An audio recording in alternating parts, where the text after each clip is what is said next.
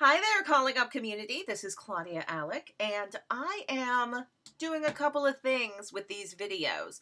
One is I am hoping to craft ways to create performances of justice online. Another thing I'm doing is I'm experimenting with what are the best ways for us to do that together. So this video, I anticipate this to be a rather long video. It might be as long as 20 minutes. Now, from content I've seen, that's actually not an extraordinary length, but we'll see if you stick with me, because that feels long for somebody to listen in. So I'm going to give you an entire Twitter exchange that I just had, so I can help you learn how to identify trolls, and do a little bit of positive exchange, and then also I'm going to break down the thing that we are talking about, because every time I'm doing one of these Twitter conversations, it's because I'm actually thinking about some modes of behavior. So one of the things that I've been working on is, in real life performances, how do you create performances of justice in the Lyft? Because I think it's in the Lyft, in the Uber, in the ride sharing, right? Because those are curious exchanges, and they've got class always embedded in them, but they've got race, they've got gender embedded in them. They're complicated. So in this one, and also, I've been trying to figure out, is it ethical to share this piece of public communication? It's public communication. It's not like it's private. It's on Twitter. It's published. And so I am going to say the person who started the conversation. But then for all of the other folks I'm referring to, I'm just going to refer to them by their first names, even though I feel like it's public communication and maybe I'm being a little silly. And also, I'm totally going to mispronounce this woman's name because it's weird. I've met her. We went to the movies together. We went to Get Out together when I went to Seattle on a business trip. We've had phone conversations. We've had a lot of Twitter exchanges, but we're primarily digital friends. So I realized, I don't know how to pronounce her name. So Ijeoma Oluo. Lawa? Ijeomaoluo. She's an awesome writer, and you should totally buy her book. It's super good. Okay. She says, yesterday she tweets, I'm stuck in a cab that reeks of cigarette smoke while the driver complains to me nonstop about how materialistic women are. I try not to tell the people tasked with getting me safely from one place to the other to shut the fuck up, but I'm tempted. Fun. I'm feeling that, right? So the first person immediately to respond is Jeff. Jeff responds, how dare a commoner communicate opinions to the elite? I'm outraged. And she responds, you can shut the fuck up too, Jeff. Now, she's got like 93 likes for that thing. And she's got like 2,000 likes for the post that she's just posted, right? And there's 41 people who have retweeted this exchange because they think other people need to understand this particular thing. It's a thing where they're like, oh, I'm feeling that. I don't need to repeat that. I'm just gonna retweet it because that's real. So I decided I'm gonna do two things. One, I'm just gonna respond to her as myself. So there's one thread that's that. But then, because I'm me, I'm going to tap into this exchange with Jeff, because I want to figure out, is Jeff a troll? Is Jeff somebody who's like, because there are a certain class of folks who just online stalk certain low-key personalities, like media content creators. They low-key stalk them and then like just do their best to like always comment hateful, horrible shit in their timelines and feeds. I don't think this is this dude, but let's find out. So, before I do the poisonous exchange, I do my medicine exchange. So I say, turns out giving a low star rating to your driver has an immediate effect on their ability to give more people rides. Be nice, polite, get your good vote from them, and later give them an honest review. And then I do a gif from the Black Mirror episode of Nosedive, because I acknowledge this is dystopian, complicated stuff. Alex, A-L-E-X, responds, that one has an interesting ethical conundrum. While he holds male privilege over you, you are likely safe right then, and likely hold a class privilege over him, and punish him for the system by removing his livelihood, while he won't likely learn anything about sexism. So I'm like, it's actually a very good point. Now, it's complicated. The picture is a cat. So I can't tell the gender of Alex, and Alex is one of those names that could be male or female. And so I do eventually go, who are you, Alex? And Alex is An intersectional feminism, ethical polyamory, embedded system, white cis man, he, his, him, allying daily. So that's who that person is. It's often very useful. It is often very useful to go online and just look at the person's profile and see what they say about themselves. Also, look at the number of followers they have and the number of people they are following. The traditional troll accounts or bot accounts, they almost always, it's weird, but they almost always have the same ratio of people they are following and people who are following them. So this is all not science, but it's stuff that you can look at, right? So Alex, real person, and I'm like, okay, you're a real person. I'm going to respond to you, and also I'm going to think about what you said before I respond. And Alex got 5, that's a good point. That's good thinking. Yeah, it's just are you recommending class privilege? And I respond, I hear you, but nah.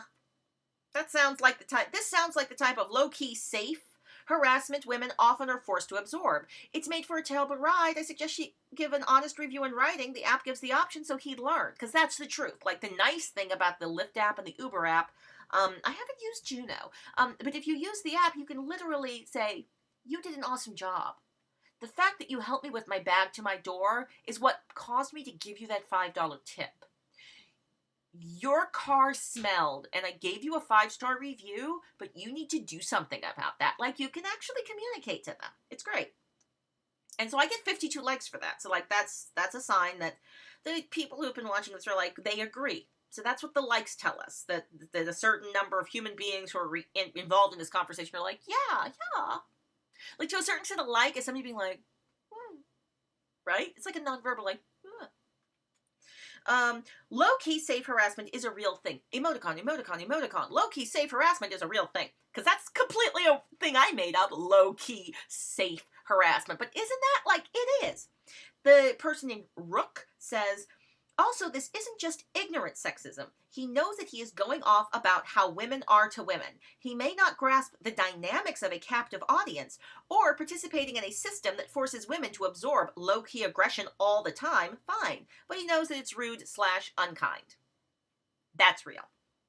Now, what I love about this entire exchange is that we're talking about some stuff that is not genocide, that is not police brutality. This is very, very low-key stuff that we are talking about, but it's real, which is why I wanted to share it with you.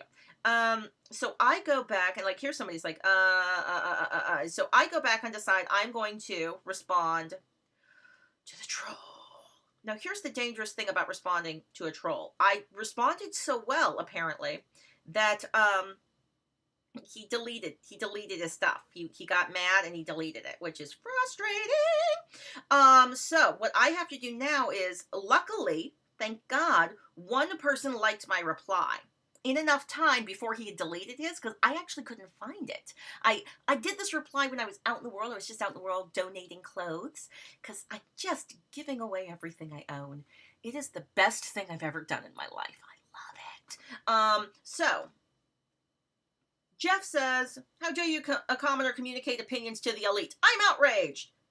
She says, you can shut the fuck up too, Jeff. I respond, oh, shit! Because I can swear, because she swears.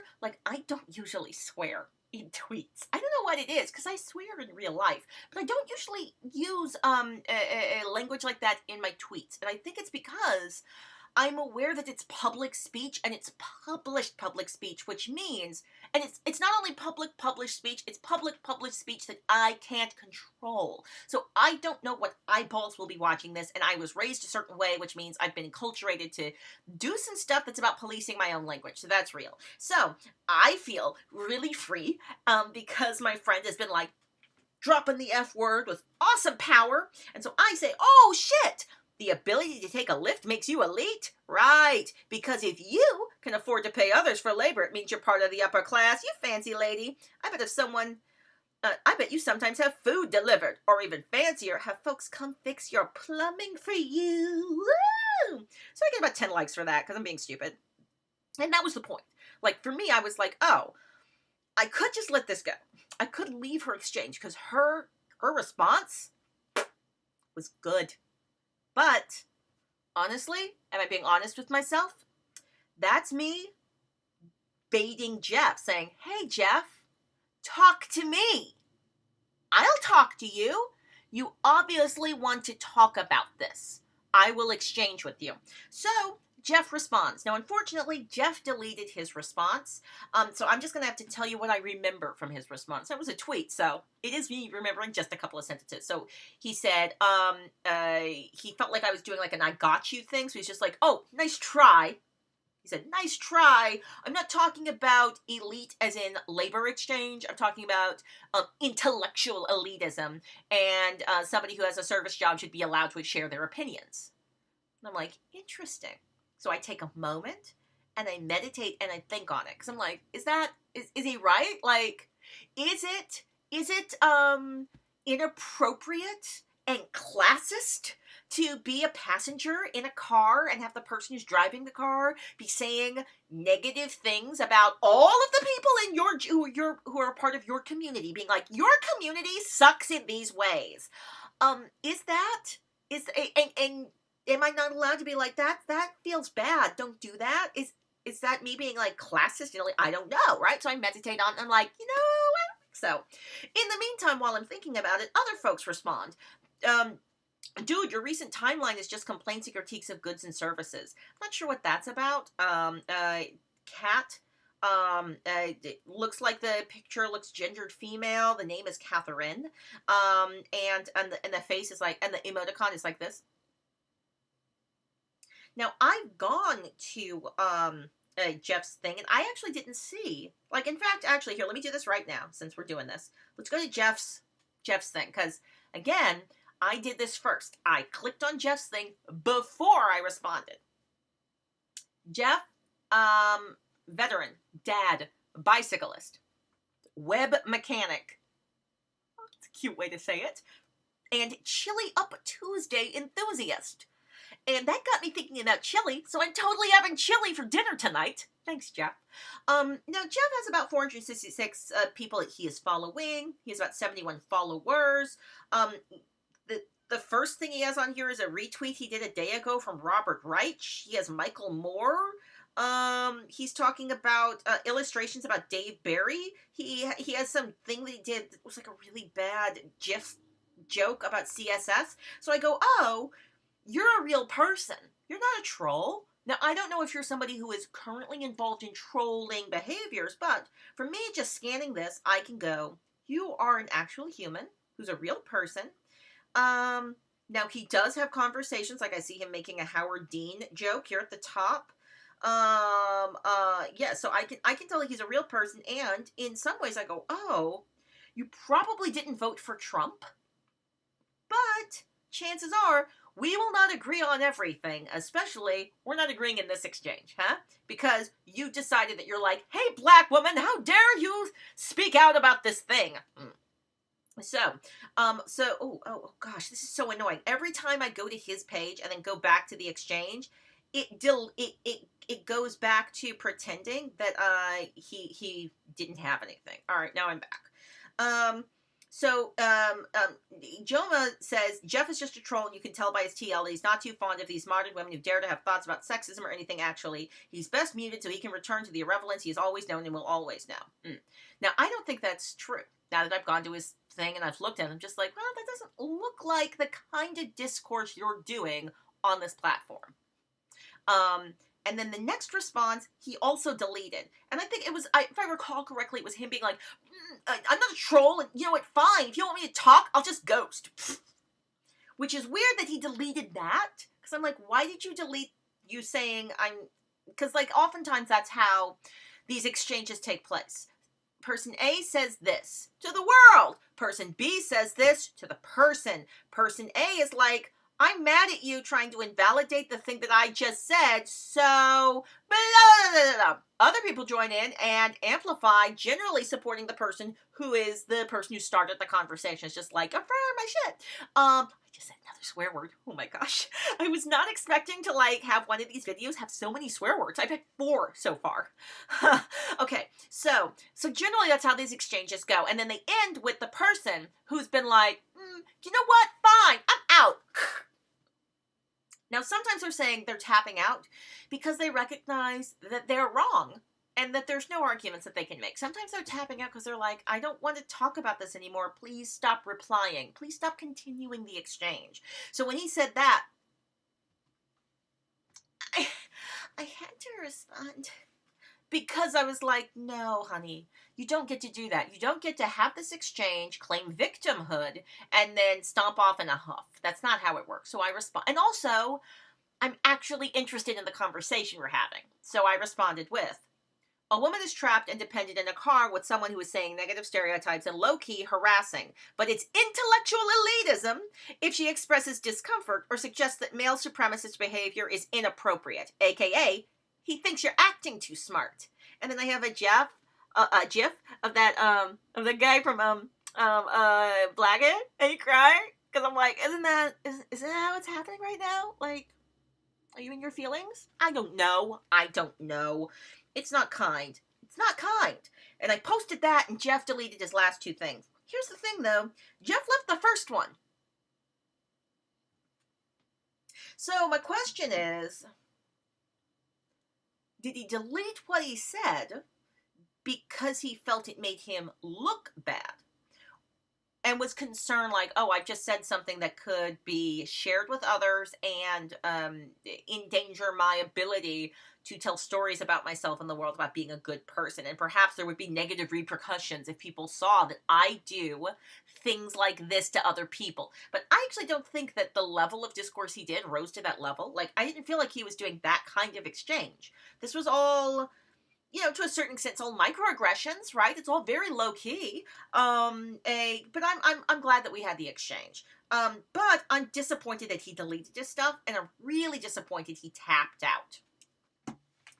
In the service industry, there's this thing called the failure experience, and I'll have to Google it to find out. Like, I'll try and, in this practice, I'll try and leave, like, links at the bottom, so I'll try and leave some links or something to the failure experience. But as I remember it, the failure experience is like this. So, you have a job, you go to a restaurant, and the food is fine, and it's a great experience, and you leave, and you don't really think about it. It was great, it was fine, whatever.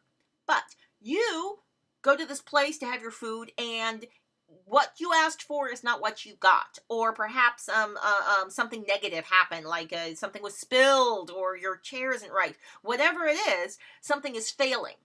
Now, one thing to keep in mind is that failure is inevitable. This is entropy. All systems will have failure experiences in them, and your job is to design the positive failure experience. So, if you, the customer, have something go wrong, but then the restaurant's like, oh my gosh, we acknowledge what just happened, we are so sorry, we are not going to argue and try and gaslight you and make you think that actually you did something wrong or it's your fault, we're just going to say it's our bad, and we're going to give you extra stuff, we're going to give you a free thing, we're going to do this, we're going to make it better because we like you and we want you to come back, and that actually gives you more customer loyalty than having only positive experiences. So I'm disappointed because I think Jeff had the opportunity to have a positive failure experience if he had just persevered, if he had just stuck with the conversation and stayed with me, because generally that's a generous thing that I like to do with the folks that I am dialoguing with. If you are willing to, in that exchange, go, I acknowledge that maybe some of the stuff I said wasn't quite right, then I'm going to give you love. I'm going to give you affirmation.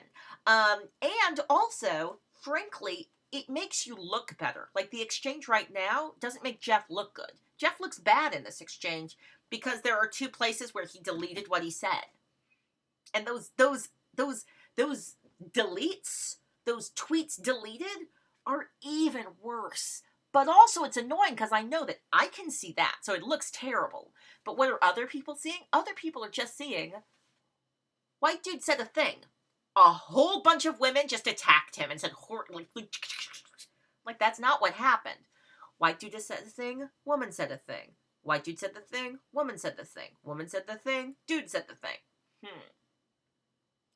So, things that I had talked about in this particular video are, if you want to, you can take the step of just simply looking at the person's Twitter account and go, how many followers do you have? How many people are following you? What's your content? Is it content that has a relationship to the person that you said you are in your personal description?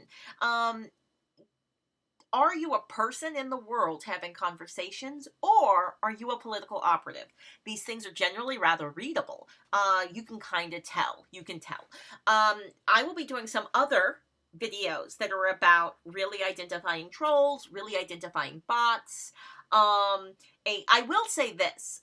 This exchange reminded me that if I want to do this practice of sharing stuff with you, I'm going to have to actually start screen capping stuff, because people delete all the time. And then it creates these very strange archives of these conversations where not the entire thing is left. It's strange.